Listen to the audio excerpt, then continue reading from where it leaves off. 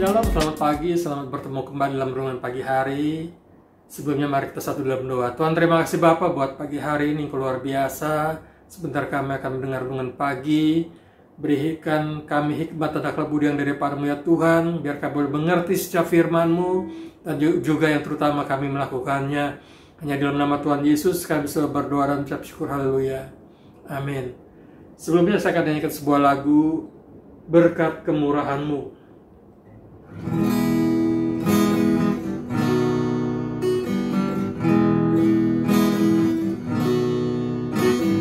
Kau hiasi kehidupanku dengan kemurahan-Mu.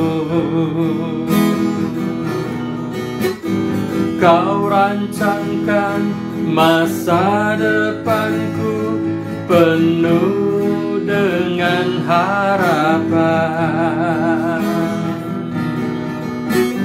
Kau hiasi kehidupanku dengan kemurahan-Mu. Kau rancangkan masa depanku penuh dengan harapan. Aku ada saat ini, semuanya karena kasih-Mu. Aku hidup hari ini, semua berkat kemurahan-Mu. Terima kasih Yesus, Engkau sangat baik, teramat baik bagiku. Aku ada saat ini, semuanya karena kasih-Mu. Aku hidup hari ini, semua berkat kemurahan-Mu. Terima kasih Yesus, Engkau sangat baik, teramat baik bagiku.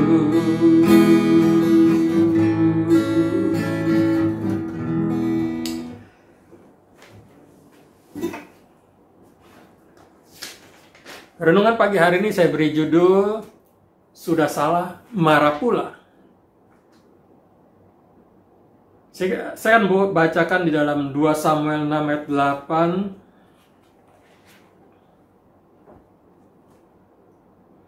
2 Samuel 6 ayat 8, demikian firman Tuhan. Perikopnya, tabut dipindahkan ke Yerusalem. Daud mengumpulkan pula semua orang pilihan di antara orang Israel, 30.000 orang banyaknya. Kemudian bersiaplah Daud, lalu berjalan dari Balai Yehuda dengan seluruh rakyat yang menyertainya untuk mengangkut dari sana tabut Allah yang disebut dengan nama Yes, dengan nama Tuhan semesta alam yang bertahta di atas kerubim. Ayat 6. Ketika mereka sampai ke tempat pengirikan Nakon, maka Usa mengulurkan tangannya kepada tabut Allah itu, lalu memegangnya karena lembu-lembu itu tergelincir.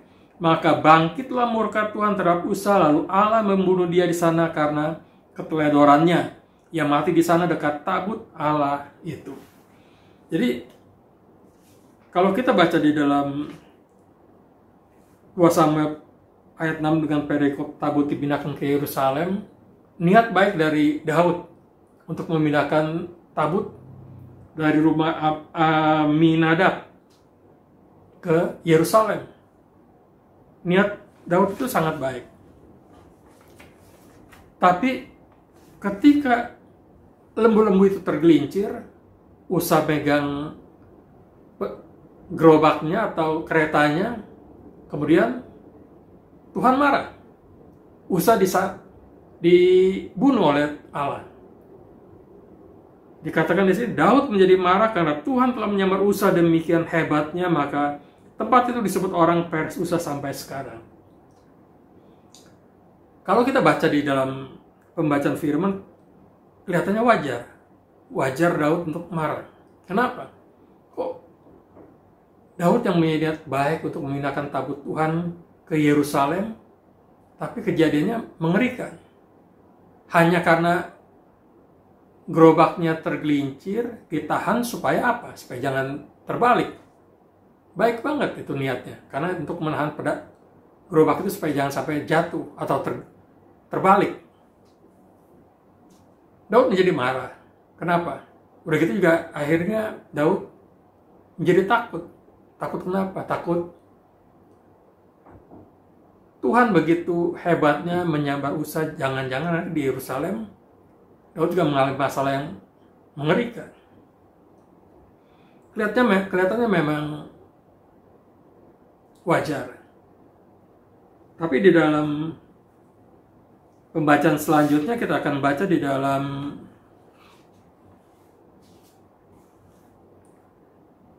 Dua Samuel 6 ayat 11 sampai 12. 3 bulan lamanya tabut Tuhan itu tinggal di rumah Obed-Edom orang Gat itu, dan Tuhan memberkati Obed-Edom dan seisi rumahnya.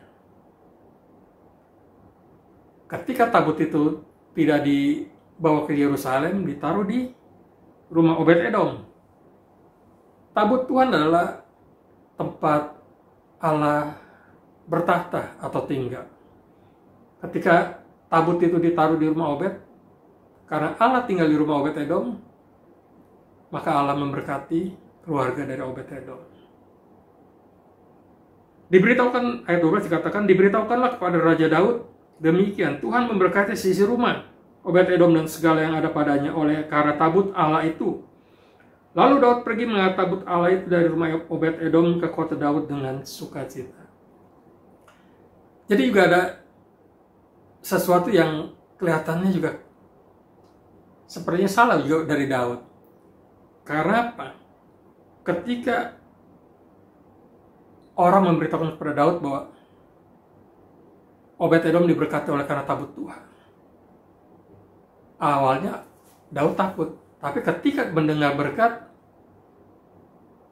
Daud membawa tabut itu ke Yerusalem. Memang di mana ada Allah pasti berkat itu mengalir. Jadi niat mengangkut tabut sepertinya jadi bias antara karena kasih kita kepada Tuhan, kasih Daud kepada Tuhan, atau karena mendengar berkat. Tapi yang pasti memang ketika Allah ada dalam kehidupan kita, pasti berkat ada mengalir. Pasti Tuhan memberkati hidup kita. Tuhan tidak pernah tidak memberkati hidup kita.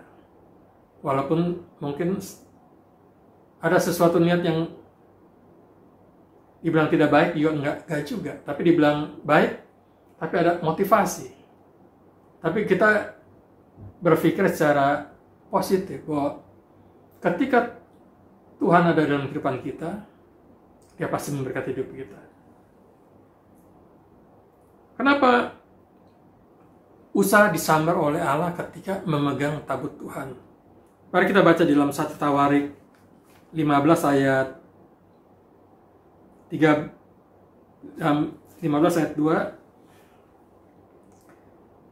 Ketika itu berkatalah Daud, janganlah ada orang yang mengangkut tabut Allah selain dari orang Lewi. Sebab mereka lah yang dipilih Tuhan untuk mengangkut tabut Tuhan dan untuk menyelenggarakannya sampai selama-lamanya. Setelah itu,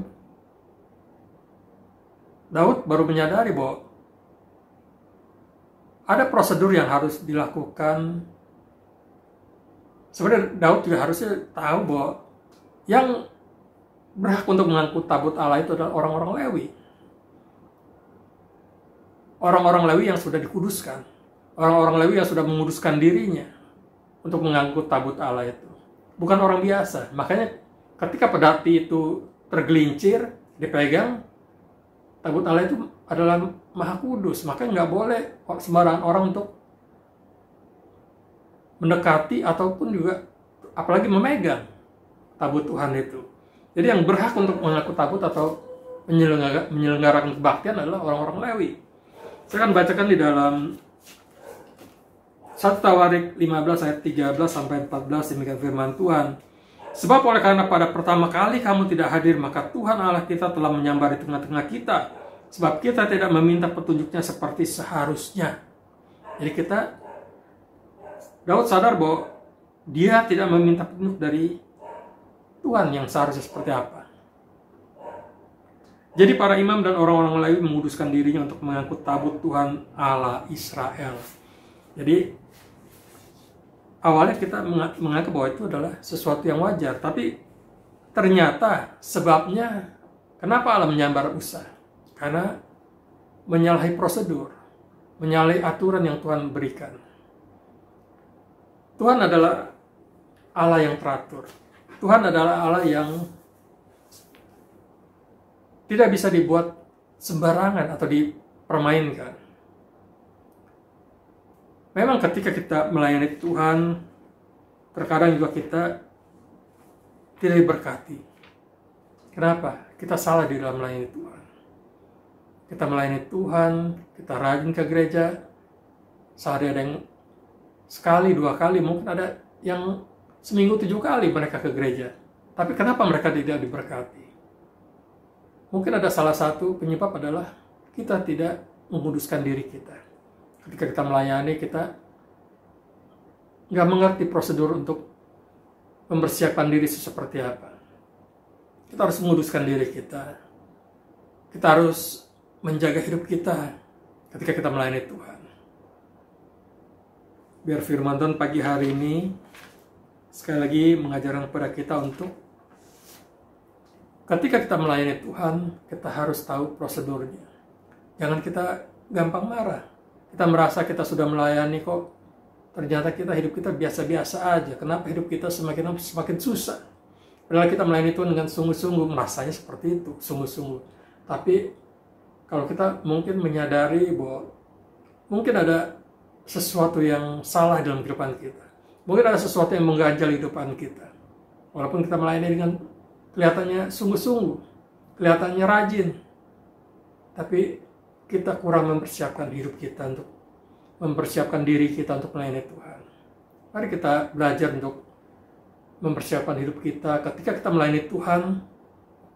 Seperti Daud juga melayani Tuhan. Kita harus mempersiapkan diri kita. Kita harus menjaga hidup kita. Kalau kita mau diberkati, persiapkan hidup kita ketika melayani Tuhan. Kita harus menghormati Tuhan. Ketika kita bukan hanya melayani, ketika kita juga beribadah, kita harus menghormati Tuhan dengan sungguh-sungguh. Kita harus menghormati dengan hati yang tulus, dengan roh dan jiwa kita, dengan tubuh kita. Mari kita persiapkan hidup kita. Kita layani Tuhan dengan sungguh-sungguh, dengan persiapan yang baik. Supaya apa? Bukan hanya jemaat diberkati, tapi hidup kita yang melayani juga harus diberkati. Biar firman Tuhan atau renungan pagi hari ini boleh masuk dalam hati kita, boleh membuka hati dan pikiran kita, untuk kita boleh mengerti firman Tuhan ketika kita melayani, kita menjaga hidup kita, menjaga kekudusan kita. Biar semuanya hanya untuk hormat kemuliaan bagi nama Tuhan.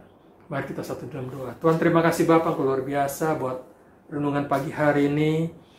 Ketika kami melayani, biar kami juga boleh mempersiapkan hidup kami, menjaga hidup kami, menjaga kekudusan kami ya Bapa, sehingga semuanya boleh diberkati oleh karena kebaikan kemurahan ya Bapa. Terima kasih Tuhan luar biasa.